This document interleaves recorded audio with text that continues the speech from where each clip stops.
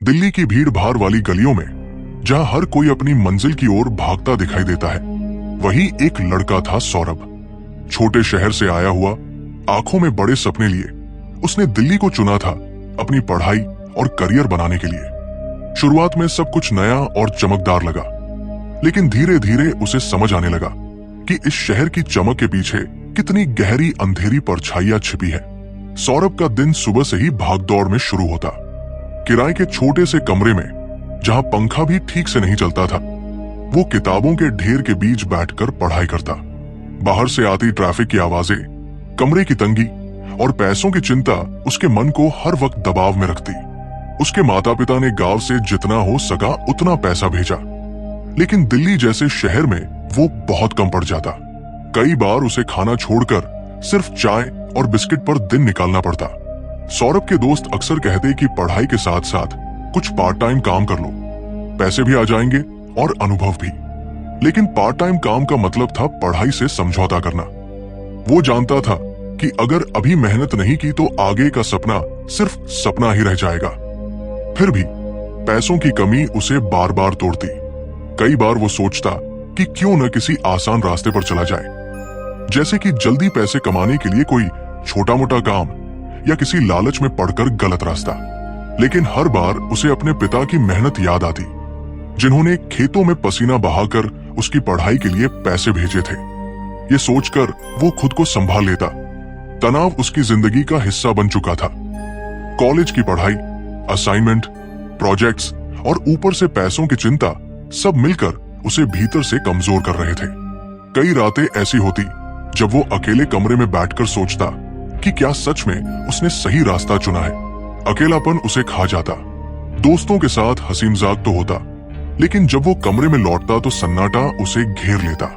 Mobile पर social media scroll करता, जहां लोग अपनी खुशहाल जिंदगी दिखाते, और वो सोचता कि उसकी जिंदगी इतनी कठिन क्यों है।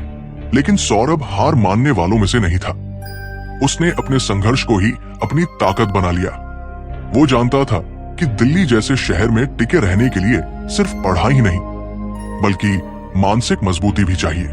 उसने धीरे धीरे अपनी दिनचर्या को अनुशासन में ढालना शुरू किया।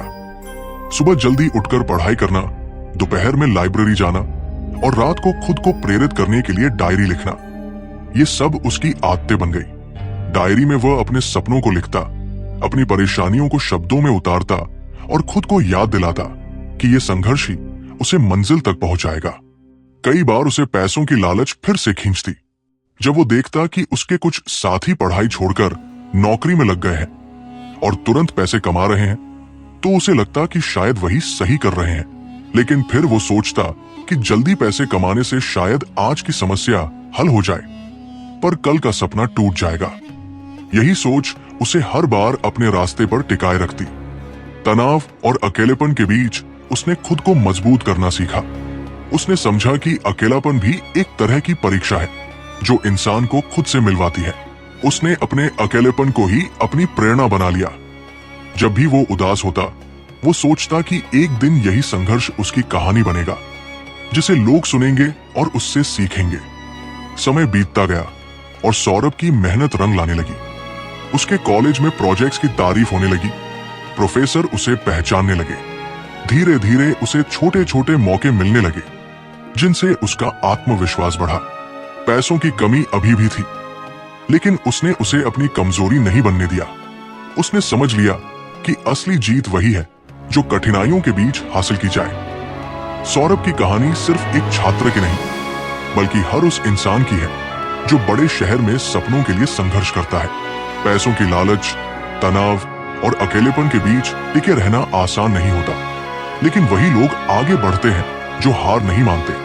सौरभ ने अपने संघर्ष को ही अपनी पहचान बना लिया। उसकी जिंदगी की ये यात्रा एक सच्चाई है कि सपनों की राह कभी आसान नहीं होती, लेकिन जो लड़ते हैं वही जीतते हैं। अगर आपको ऐसी ही जिंदगी से जुड़ी कहानियों पर आधारित रील्स पसंद आती है तो चैनल से जुड़िए, लाइक कीजिए और सब्सक्राइब करना न भूलें।